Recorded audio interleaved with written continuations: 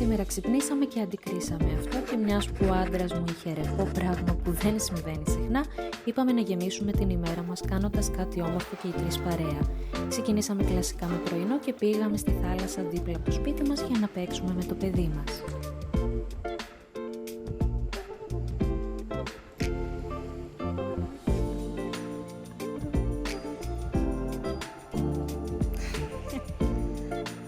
Μία από τις αγαπημένες μου εικόνες να τους βλέπω μαζί και περιμένοντας είπα να κάνω μία γρήγορη προπόνηση κοιλιακών, πράγμα που δεν κατάφερα να ολοκληρώσω, μιας που ο Ιάσονας μου άρπαζε το χέρι για να πάμε να παίξουμε.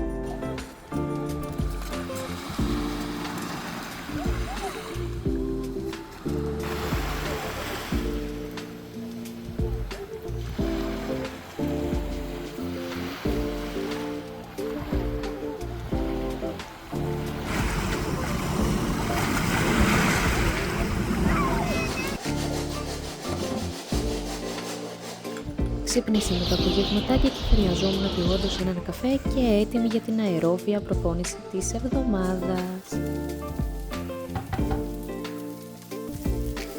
Για βραδινό είπα να φτιάξω κιμά και λίγη κοινόα με λαχανικά και βουαλά.